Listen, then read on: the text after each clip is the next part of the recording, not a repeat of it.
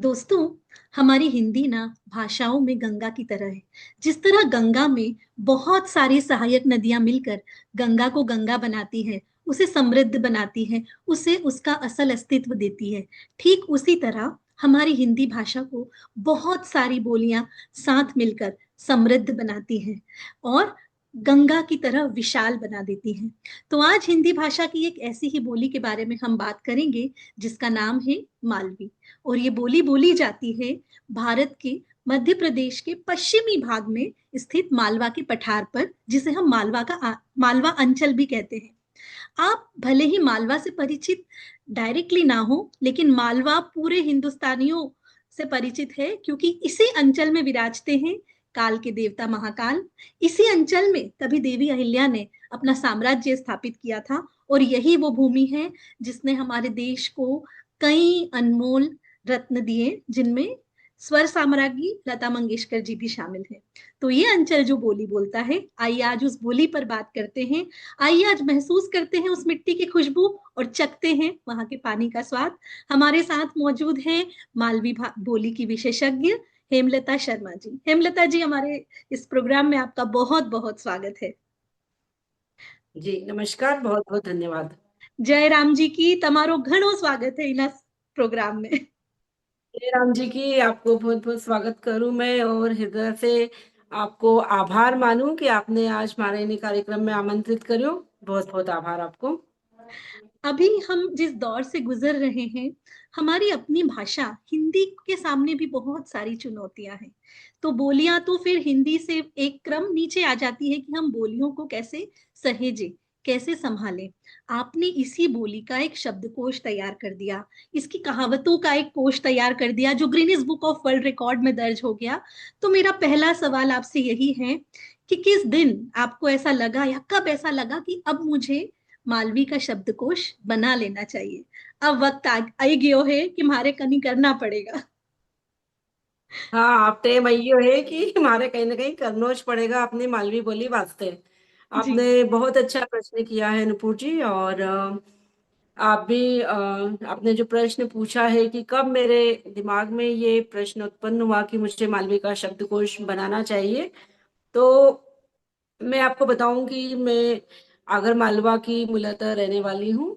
जी। और हालांकि पढ़ाई लिखाई भी मेरी वहीं हुई है, लेकिन एमपीपीएससी की तैयारी के लिए मैं इंदौर शिफ्ट हो गई। तो इंदौर भी जो मालवा का पठार है उसी का भाग है, वहां पर भी मालवी बोली ही बोली जाती है। और जी। मालवा के पठार में लगभग 13 जिले मध्य प्रदेश के आते हैं, जहां पर मालवी लोक भाषा का प्रचलन है और वहां पर बोली जाती है। लेकिन अभी वर्तमान परिदृश्य में हम देख रहे हैं कि मालवी बोली अभी विलुप्ति के कगार पर है। कोरोना काल के पहले तक तो मतलब बिल्कुल मालवी बोली के बारे में आप किसी को बात करो तो कोई पूछता भी नहीं था। जी। तो अभी थोड़ा हम लोग प्रयास कर रहे हैं कि लोग मालवी बोली के बारे में जाने, उसके बारे में बात करें, ताकि मालवी लोक भाषा का संरक्षण संवर्धन हो सके। तो जब मालवी को सहेजने की बात आती है, तो कहीं ना कहीं हमें मालवी के शब्दकोश की भी आवश्यकता लगती है कि भाई मालवी में कौन कौन से शब्द ऐसे प्रचलन में हैं जी। कि को जो पुराने लोग हैं उनको तो पता है, वो बोलते भी हैं, उनका प्रयोग करते हैं, पर जो नई पीढ़ी है वो इनसे अनभिज्ञ है। जी। तो उस नई पीढ़ी को मालवी बोली के शब्दों से परिचित कराने के लिए, हालांकि मुझसे पहले भी लोगों ने प्रयास किया है और कुछ प्रामाणिक मालवी शब्दकोश बने भी हैं, एक दो, उनके बारे जी। में भी जानकारी लेकिन अपने को मिल नहीं पाती है।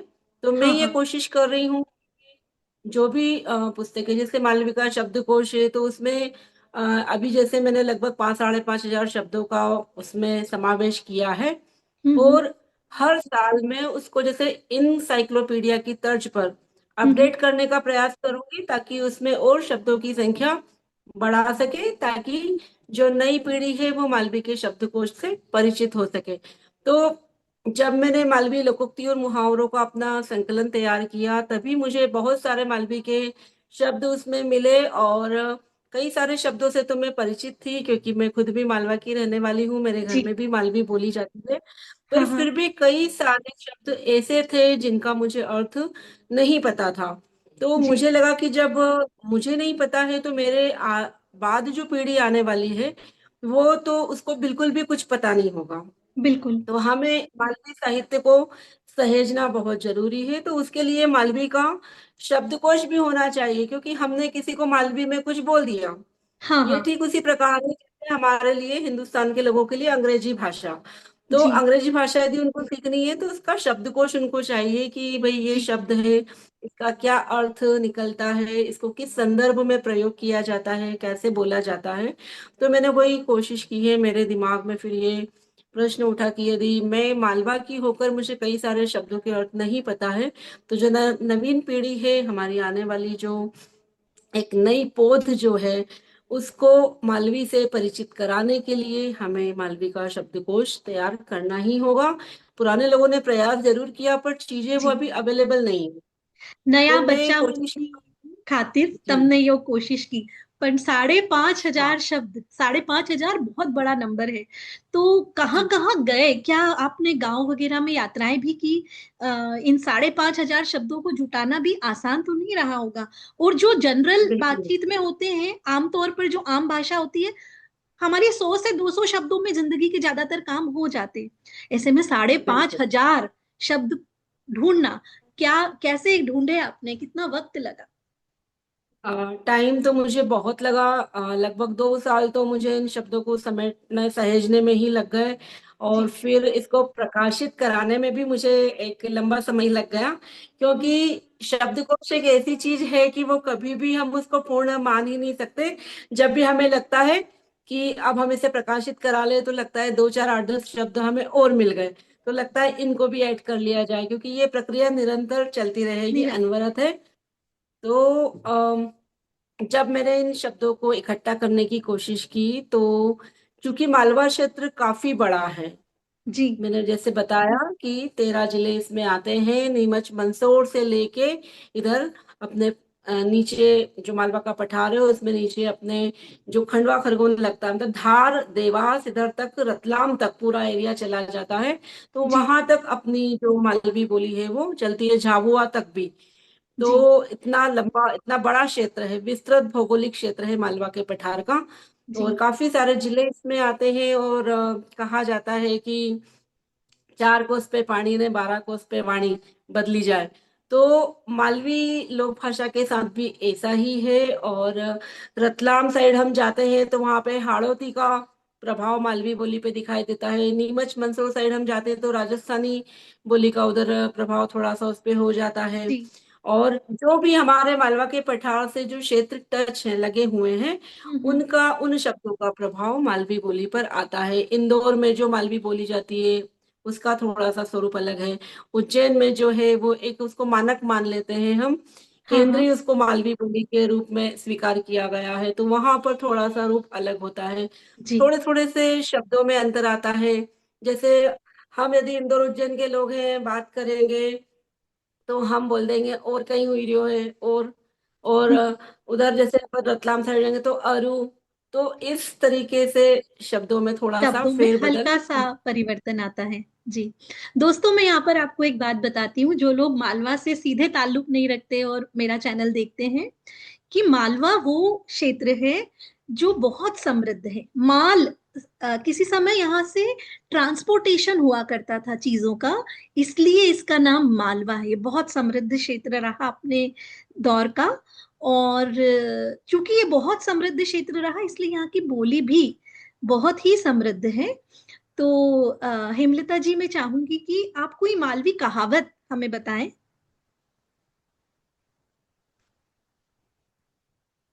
तो हेमलता जी, मैं चाहूंगी कि इस समृद्ध बोली की कोई खूबसूरत सी कहावत आप हमारे श्रोता, हमारे दर्शकों को सुनाएं। जी बिल्कुल। मालवा की ये जो लोकोक्ति कहावतों की जो परंपरा है, ये मौखिक परंपरा कही जाती है, वाचिक परंपरा के रूप में जी ये सभी जगह उपलब्ध है। और ये, इसमें मालवा का जो पर्यावरण है, ऋतुएं हैं यहाँ की, कृषि है, प्रकृति है, उन सब का प्रभाव इस पर दिखाई देता है। और मैं आपको बताना चाहूंगी, बहुत प्रसिद्ध एक मालवी कहावत आपने भी सुनी होगी, मालव माटी गहन गंभीर, डगडग रोटी पग पग नीर। क्या तो बात। ये आपने भी सुनी होगी, कहा जाता जी है। दूसरी है, 4 कोस पे पानी बदले 12 कोस पे वाणी, जैसा कि मैंने अभी बताया था। ये भी, जी। ये मालवा के भौगोलिक और भाषाई विस्तार को ये लोकोक्ति बताती है, क्योंकि जी। ये बता रही है कि मालवा का जो पठार है वो विस्तृत है और उसमें लगभग 13 जिले सम्मिलित हैं। और भी मैं आपको कुछ मालवी लोकोक्तियां बताना चाहूंगी, आपको सुन जरूर के जरूर। अच्छा लगेगा, आनंद आएगा। जी। पूनम को पानी बरसे, बीच बहे बयार, तो राजा भोज के राज में होवे अन्न अपार। तो मतलब। इसका तात्पर्य है कि, हाँ, आपको आया समझ में? फिर से दोहरा देती हूँ। जी, आप अर्थ भी पूनम को बताइए। पानी बरसे, जी, मैं इसका अर्थ भी बता रही हूँ। हम्म। इसका अर्थ होता है कि यदि पूर्णिमा को वर्षा हो जाए, जी। और जो द्वितीय तिथि है, बीज मतलब द्वितीय तिथि से उसका तात्पर्य है, हम्म। द्वितीय तिथि को यदि बयार, बयार मतलब हवा, हवा हवा। बहे तो जो फसल है वो भरपूर होती है, अच्छी होती है। तो ये जी। जो कहावत है ये मालवा के मौसम चक्र को सटीक प्रकार से दर्शाती है। तो जी। देखिए, मतलब हम इनको जब पढ़ते हैं और मैं विचार करती हूँ कि हमारे पुराने समय में भी हमारे जो बुजुर्ग लोग थे, हमारे पूर्वज थे, वो हम्म। उनका बौद्धिक स्तर आप देखेंगे कितना ज्यादा था, कि वो वैज्ञानिक दृष्टिकोण को समाहित करते हुए अपनी सारी चीजों को वो कहते थे, और इसी प्रकार से ये कहावतें बनी है। बनी। जैसे एक कहावत है, सावन सूखा भादो भला, जो आवे कीर्ति की रात, तो राजा भाजी छोड़ी ने होवे अन्न की बात। तो अब इसका जो अर्थ है, इसमें निकलता है कि सावन में यदि कम बारिश होगी और भादों में अच्छी होगी, और कार्तिक के महीने में ओस या हल्की बारिश होगी, तो खेतों में जो है इतना अनाज पैदा होगा कि राजा और प्रजा दोनों ही धन धान्य से भरपूर रहेंगे। तो जी। देखिए, हमारे पूर्वजों ने कितनी अच्छी कल्पना की है और उसको 2 पंक्तियों में एक लोकोक्ति के रूप में समेट दिया है। तो हम्म। यही मालवी भाषा को, लोक भाषा को समृद्ध बनाती है। और यही चीजें मुझे, इन्हीं चीजों ने मुझे आकर्षित किया कि मालवी लोक भाषा के लिए मैं काम करूं, उसका संरक्षण संवर्धन करूं, जी। क्योंकि इतनी सुंदर बातें मालवी में कही गई हैं। यदि मालवी भाषा का संरक्षण संवर्धन नहीं किया गया, तो हमारी जो नई पीढ़ी है वो इनके बारे में नहीं कभी भी जाने जान वाली। नहीं पाएगी। बहुत ही हाँ, साइंटिफिक और जो भी आपने ऐसे, बताया, बहुत साइंटिफिक, जियोग्राफिकली जी, परफेक्ट, और सोशली भी। मतलब देखिए एक्सेप्टेंस कितना है। आज हम अपनी, कभी कभी हम देखते हैं लोग अपनी भाषा को लेके बहुत रिजिड हो जाते हैं, दूसरे को अपनाना नहीं जी, चाहते, और यहाँ खुल के बोला जा रहा जी, है कि 12 कोस पे वाणी बदल जाएगी, लेकिन 12 कोस पे वाणी बदल गई तब भी तुम हमारे अपने हो। और बिल्कुल, जी, और जो जल संकट की बात है, अभी पूरी पूरा भारत जल संकट झेल रहा है, तो यहाँ भी एक साइंस है जो बता रहे हैं कि मालवा में तो पग पग पग पग पर पानी था, है ना। आपका ग्राउंड बिल्कुल, वाटर लेवल बहुत हाई था, भले मालवा में समंदर नहीं है, बड़ी नदियां, विशाल नदियां नहीं है, बट मालवा एक कैचमेंट एरिया था भारत की सबसे बड़ी नदियों का। तो बहुत ही साइंटिफिक एग्रीकल्चर प्रिडिक्शन है। तो बहुत बहुत ही अच्छा जो बिल्कुल। है ये बताई आपने, जितनी भी कहावतें बताई। और दोस्तों, मैं आपको बताती हूँ कि हेमलता जी ने कहावतों की जो संग्रह प्रकाशित किया है, वो एक रिकॉर्ड है अपने आप में। किसी बोली में इतनी सारी कहावतें इकट्ठी करना, ये अपने आप में एक रिकॉर्ड है। तो इस कीर्तिमान को स्थापित करने के लिए हेमलता जी आपको बहुत बहुत बधाई। तो क्यों ना एक कहावत जी, या कोई धन्यवाद। छोटा सा कुछ गीत की कुछ पंक्तियां हो जाए। आपने अभी साइंस के बारे में बात की, हमारी बोलियां हमारे रिश्तों को भी परिभाषित करती हैं। आप चाहें तो अगर कोई रिश्तों से संबंधित कोई लोकोक्ति हो या किसी गीत की 2 लाइन हो। हाँ, मैं बिल्कुल आपको बताना चाहूंगी। और बहुत अच्छी, जैसे मालवी में लोकोक्तियां तो कही गई हैं, और रचनाएं भी हैं, और पति पत्नी के रिश्ते के बारे में ही एक नोक झोंक जो है उसके बारे में मैं आपको एक बहुत अच्छा मालवी गीत सुनाना चाहूंगी। जी बिल्कुल, स्वागत है। सुनिएगा। जी। आज मामलो हुओ गरम, राम्यो भूल्यो पति धर्म। मैं इसकी थोड़ी सी भूमिका भी बता देती हूँ ताकि समझ में आएगा। पति जी। जो है वो पत्नी से वादा करता है कि मैं आज तुम्हें सिनेमा दिखाने ले जाऊंगा, हम्म। और टिकट लेकर आऊंगा, शाम को तुम तैयार रहना। और पति काम में उलझ जाता है ऑफिस में और टिकट लेना भूल जाता है। अब पत्नी बिल्कुल सजी सवरी तैयार बैठी है, फिर वो टिकट नहीं होने से गुस्सा हो जाती है। तो जी। उन्हीं जो परिस्थिति है उस परिस्थिति का चित्रण इस कविता में है। आज मामलो हुओ गरम, राम्यो भूल्यो पति धर्म। बैराखे तैयार कराणो, ओके भारी पड़ी गयो। जानो थो आज सिनेमा, पण टिकटा लाणो भूली गयो। सुध बुध भूल्यो राम्यो ने, ठोक्यो ओने अपनो करम। आज मामलो हुओ गरम, राम्यो भूल्यो पति धर्म। तो ये ऐसी पति पत्नी की नोकझोंक पर मीठी, इस बड़ी प्रकार मीठी के सी गीत नोक-झोंक है। लिखे हैं आपको। जी जी जी, जी, जी। जी जी जी जी।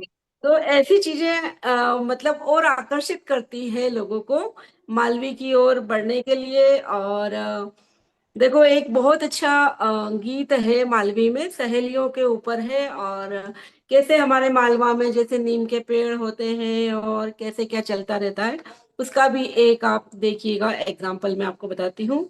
जी, इमड़ा का झाड़ नीचे बैठी है सहेलियां, बात करे आपस में भी तो करी री अटखेलियां हो। लीमड़ा का झाड़ नीचे बैठी है सहेलियां, लीमड़ा की छाया मिनके घनी सुहानी लागी री। लीमड़ा का झाड़ पे लिंबोली हुण पाकी री। माथा उपरे पड़ी लिंबोली, बणी गयो घूमड़िया हो। लीमड़ा का झाड़ नीचे बैठी है सहेलियां।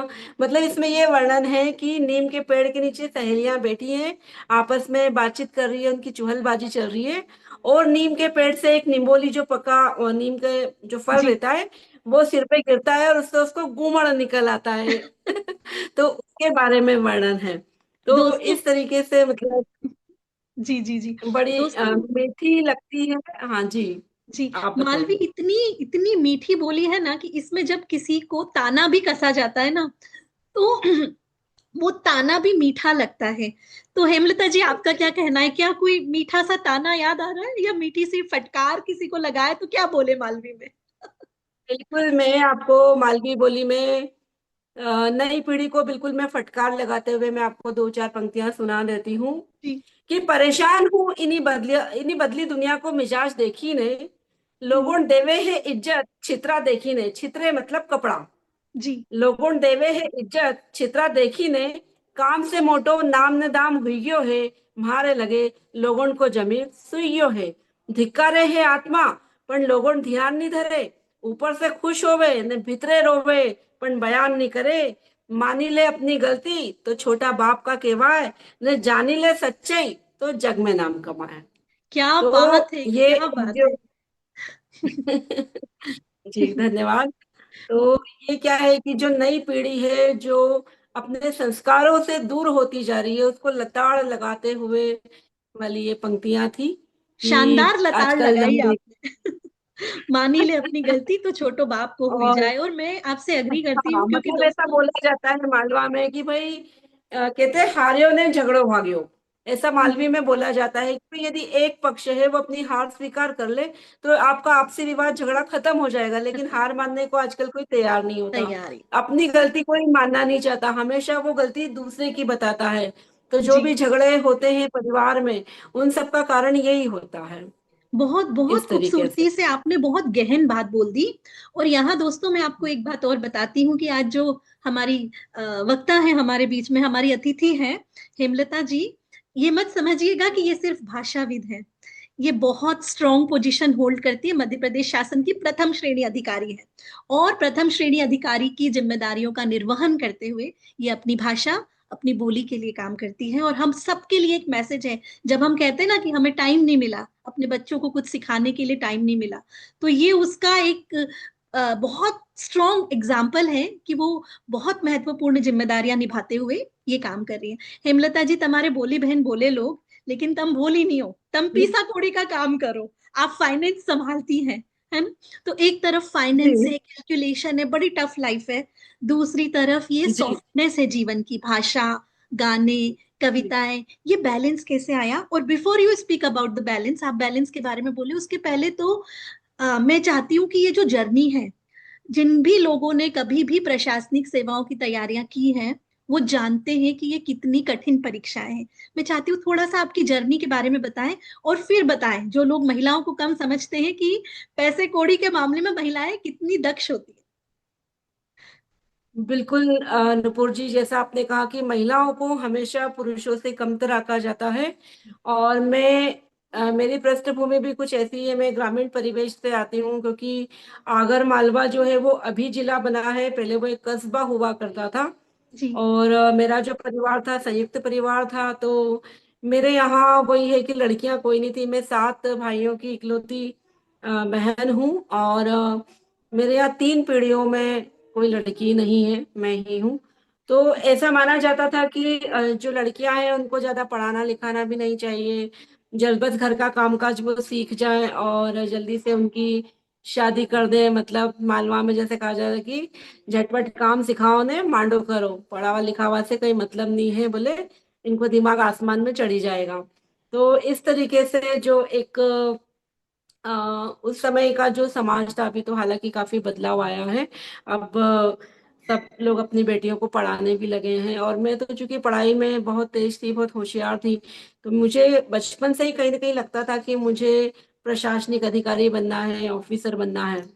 तो थोड़ा सा मेरे लिए कठिन रहा, क्योंकि पहले तो घर वालों को समझाना इन सब चीजों के लिए, अपनी पढ़ाई कंप्लीट करना, क्योंकि 12वीं करते करते मेरे ऊपर भी ये दबाव आया कि शादी कर लेनी चाहिए, और वही देखना दिखाना सब चल जाता है हमारे यहाँ पे। जी। तो इन सब चीजों से जूझना, फिर माता पिता को तैयारी के लिए, भाई मुझे जैसे एमपीपीएससी की तैयारी करनी है, तो वो कस्बा था अगर छोटा सा, वहां पे ये स्थिति थी कि जो रोजगार निर्माण है वो भी नहीं मिलता था। कोई प्रतियोगिता की जो पत्रिकाएं जो मिलती हैं वो तो बहुत दूर की बात है।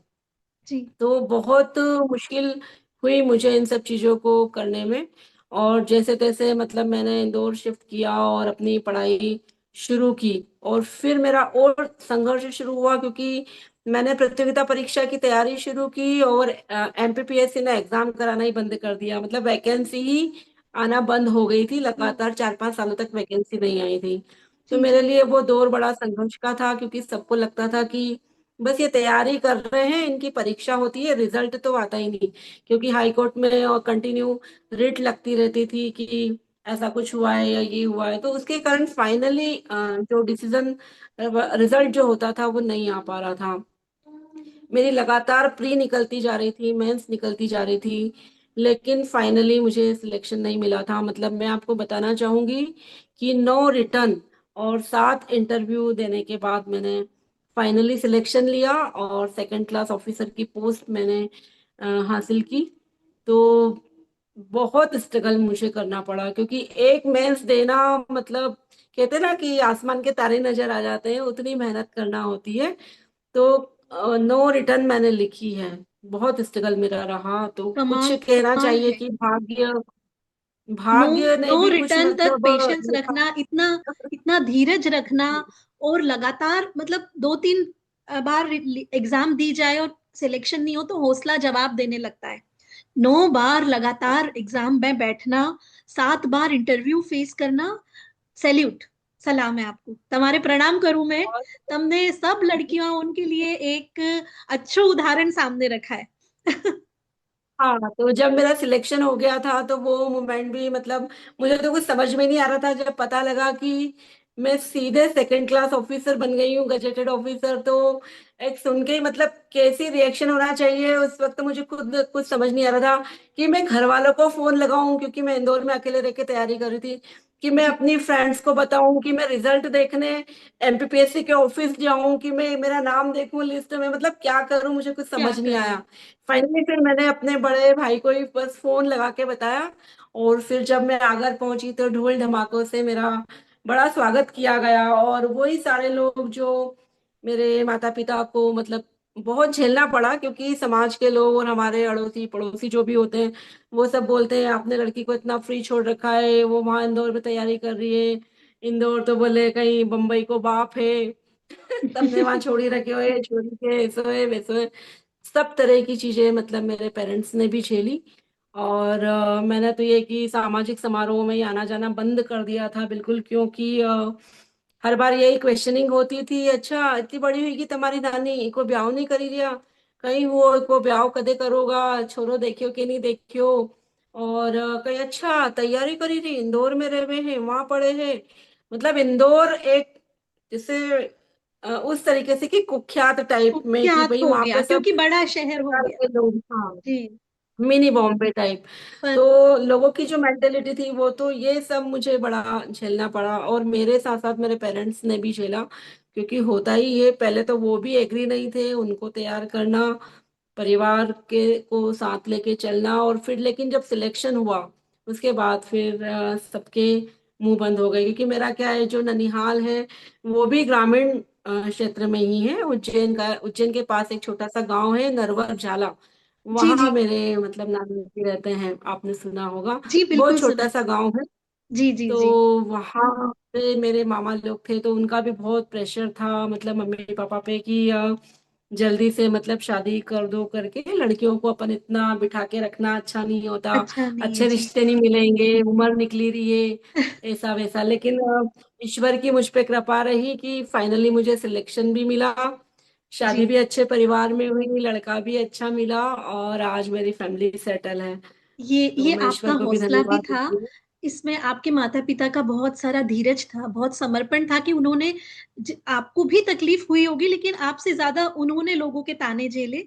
और आपको सुनकर दो बातें समझ में आई, एक तो आपने अपना लक्ष्य नहीं आंखों से ओझल होने दिया, और आज जब आप एक समर्थ अधिकारी हैं तो आप वापस अपनी जड़ों को सींच रही हैं, अपनी बोली अपनी भाषा के लिए काम कर रही हैं। ये बहुत ही खूबसूरत उदाहरण है। और चलते चलते बस एक आखिरी सवाल। आज पूरी दुनिया विदेशी भाषाओं की तरफ भाग रही है। पहले तो लोग अंग्रेजी पकड़ने की कोशिश करते हैं, जब अंग्रेजी पर अधिकार हो जाता है तो कोशिश करते हैं कि फ्रेंच, स्पेनिश वहां पहुंच जाए। तो ऐसे में आपको क्या लगता है, लोग बड़े प्रैक्टिकल हैं आजकल, आप तो खुद फाइनेंस से जुड़ी हैं तो आप बिल्कुल जानती हैं कि प्रैक्टिकलिटी ना बिल्कुल हो, बिल्कुल रिटर्न जब तक ना मिले तब तक लोग किसी चीज में इन्वॉल्व नहीं होना चाहते, बिल्कुल सही। इन्वेस्ट नहीं करना चाहते। तो क्यों लोग अपनी मातृभाषा को, अपनी मातृ बोली को जाने सीखे समझे, क्यों जरूरी है ये आपके हिसाब से? बहुत अच्छा ये प्रश्न है आपका, कि वाकई में आजकल कहना चाहिए कि दुनिया चांद पर पहुंच रही है। तो ऐसे में बिल्कुल अपनी जड़ों की ओर देखना, या लोक बोली या लोक भाषा की ओर जाना, ये वास्तव में ही ऐसा लगेगा कि यहाँ हम क्यों इन्वेस्ट करें अपना टाइम, हम वेस्ट तो नहीं जी कर रहे कहीं, ऐसा जी लगता है लोगों को। और ऐसी चीजें कभी बचपन में मुझे भी ऐसी लगती थी, क्योंकि जब मैं ऑफिसर बनना चाहती थी, मेरे घर में जनरली मालवी बोलते थे सब लोग, मैं ही बस हिंदी में बात करती थी। तो कहीं ना कहीं ऐसा हमें लगता जरूर है, क्योंकि उम्र का एक जो दौर होता है उसमें हम नफे नुकसान के बारे में जरूर सोचते हैं, हमें अपना करियर बनाना होता है, और हम ये सोचते हैं कि इस चीज से मुझे क्या कोई लाभ होगा। तो जी ये आपका प्रश्न बिल्कुल जायज है। लेकिन जैसे कि आपने अभी कहा कि लोग भाई हिंदी अंग्रेजी से बढ़ के आगे स्पेनिश और फ्रेंच और इनकी ओर जा रहे हैं, पर मैं आपको बताना चाहूंगी कि एक दौर आता है, कहते हैं ना कि परिवर्तन का चक्र, जी समय का पहिया घूमता रहता है। तो अभी एक जो कहना चाहिए कि अभी इंडिया जो है डेवलपिंग कंट्री है, तो कहीं ना कहीं अभी एक कहना चाहिए कि ऐसी स्थिति आ गई है कि अब लोग जैसे कहते हैं गले गले तक भर जाना। जी पहले लोगों को लगता था हम गांव से शहर की ओर भागे, शहर से हम मेट्रो सिटी की ओर जाएं और वहां रहें। लेकिन अभी आप देखेंगे मेट्रो सिटीज में लाइफ इतनी फास्ट हो गई है कि अब आदमी मकान नहीं बना रहा है, वो फार्म हाउस लैंड ढूंढता है कि मुझे जी प्रकृति के बीच में जाना है। मैं अपना एक घर तो है, लेकिन मैं कहीं ना कहीं वीकेंड पर मैं जा पाऊं, तो कहीं मैं दूर गांव में, कहीं दूर पहाड़ों पे अपना पैसा इन्वेस्ट करके अपने लिए मैं एक ऐसी जगह बना लूं जहां पे मैं सुकून और शांति के साथ प्रकृति के बीच में रह सकूं, जहां मैं पंछियों की कलरव सुन सकूं, और अपने एक जीवन का जो एक आनंद होता है वो मैं प्राप्त कर सकूं। तो ये जो ज्ञान प्राप्ति होती है, ये आदमी को कहते हैं ना कि आफ्टर 40, जब वो 40 की उम्र तक तो उसको बड़ा जोश खरोश, ऐसा लगता है कि मैं बिल्कुल ऊपर जाना चाहता हूँ। जी बट आफ्टर 40 उसको फिर ये सारी चीजें, अचीवमेंट्स, फिर ऐसा लगता है कि अब इसके बाद और क्या, क्योंकि ये चीजें मेरे साथ भी हुई है। मुझे लगा था कि मैं पोस्ट पालूं, ऑफिसर बन जाऊं, तो ऐसा हो जाएगा मेरी लाइफ में। लेकिन जब मैं बनी तो फिर मैंने देखा है तो बहुत नॉर्मल था। ऐसा कुछ ज्यादा मुझे लगा नहीं बिल्कुल। कि इसके बाद ऐसा कुछ होता जो मैंने एक सोचा था। जी फिर ऑफिसर बनने के बाद मैंने सोचा अब तो मुझे समाज की नजरों में अच्छा होना है, तो मुझे सामाजिक प्राणी बनना है। अब मेरी शादी हो जाए और मैं सब परिवार सेटल हो जाए तो अच्छा। फिर मैंने वो सब किया। फिर मुझे लगा अब मैं साहित्य के क्षेत्र में थोड़ा अपना लगा देती हूँ, क्योंकि मेरा थोड़ा ब्रेक हो गया था एमपीपीएससी की तैयारी के दौरान। हालांकि मैं 93 से लेखन कार्य कर रही हूँ, जी तो बीच में थोड़ा सा पढ़ाई के कारण ये कि बीच में गैप हुआ, तो मुझे लगा साहित्य की ओर। फिर मैंने जब साहित्य लेखन का काम शुरू किया तो उसमें भी ये सम्मान वो सम्मान इतने मिले कि मैं लंदन की पार्लियामेंट चली गई, वहां तक मुझे सम्मान मिल गया। फिर जी। मैंने सोचा अब इसके बाद क्या। तो अब तो मुझे लगा कि सारी चीजें बस नॉर्मल है ये तो। नॉर्मल ठीक है, है, हम काम बिल्कुल। करते हैं, तो काम करते हैं तो उसका पुरस्कार प्रतिफल तो हमें मिलता ही है। मिलता है। क्योंकि मैं हार्ड वर्कर हूँ, मेहनती हूँ, बचपन से ही करती रही हूँ। और जैसे एमपीपीएससी की तैयारी में भी मैं प्री देती थी, मेंस देती थी, सिलेक्शन नहीं हुआ। तो जो नेक्स्ट प्री है तो मैं बिल्कुल न्यू बोर्न स्टूडेंट की तरह वहां पे क्लास में जाके ही बिल्कुल बैठती थी, सारे नोट्स फिर से बनाती थी, तो सारी तैयारी वैसी करती थी एक नए स्टूडेंट की तरह। जी तो मेरे जो टीचर्स थे, मेरे जो सर वगैरह थे, वो लोग भी बोलते थे कि आपका जो है ये देखने लायक है कि पैशंस, और एक आपका कहना चाहिए कि उस चीज के प्रति आपकी जीवटता, कि आप कितने समर्पित हैं उसके लिए। तो फिर मुझे मोटिवेशनल स्पीकर के रूप में भी क्लासों में बुलाया जाने लगा, कि ये एक मतलब ऐसा एग्जाम्पल इन्होंने सेट किया है जी। कि इतना ज्ञान होने के बाद भी हर बार नई तरीके से उस चीज को लेना, समझना, क्लास अटेंड करना, तो ये सब बच्चे नहीं करते, इसलिए वो फिर सिलेक्ट भी कहीं नहीं हो पाते हैं। बिल्कुल। ये भी होता है। तो तो मेरे अंदर वो चीज है, जिजीविषा है, कि मतलब मैं कोई चीज है उसको अंत तक, गहरे तक जाकर उसको समझने की कोशिश करती हूँ। मुझे पता लग गया है तो फिर मैं सबको बताने की कोशिश करती हूँ, क्योंकि अपने अनुभव का लाभ हमको जी बांटना चाहिए। कहते हैं ना कि ठोकर खा के हम ठाकुर बने, ऐसा जरूरी नहीं। जी। दूसरों के अनुभव से भी हम लाभ उठा सकते हैं। क्योंकि मुझे कोई गाइड करने वाला नहीं था, तो मैं ये सोचती हूँ कि जो चीजें मैंने झेली है, जो एक्सपीरियंस मैंने किए हैं अपने लाइफ में, जो नए बच्चे हैं, नई पीढ़ी है, उन लोगों को वो सारी मुसीबतें ना झेलनी पड़े और उनकी लाइफ थोड़ी सी आसान हो जाए। पढ़ाई के लिए हमें, जैसे मैंने पूरा सब कुछ छोड़ दिया था, जी है ना, एक अपनी कहते हैं ना कि एक जो जीवन जीना ही मैंने बंद कर दिया था इतने साल तक। मुझे सिलेक्शन में लगभग 14-15 साल लगे। 14-15 साल मेरी जो सोशल लाइफ थी वो बिल्कुल खत्म थी। मैंने कोई सिनेमा नहीं देखा, मैंने कहीं घूमा नहीं, कुछ नहीं। एक जी लाइफ का जो गोल्डन पीरियड होता है वो 14 ईयर्स मैंने एमपीपीएससी की तैयारी को दिए। जी। तो वो चीज मुझे आज फील होती है कि मेरा वो एक गोल्डन टाइम था, वो मुझे ऐसे नहीं करना चाहिए था। क्योंकि बाद में मैंने ये जाना कि हम सब कुछ चीजें करके उसके साथ भी हम पढ़ाई मैनेज कर सकते हैं, कर हो सकते। जाता है। जी स्टूडेंट्स को यही मतलब बताती हूँ कि आप लोग जैसे अभी बहुत लोग कांटेक्ट करते हैं, पूछते रहते हैं कि जीवन का जो आनंद है वो आप लेते रहो, लेकिन हमारा जो लक्ष्य है उसको आपको भूलना नहीं है।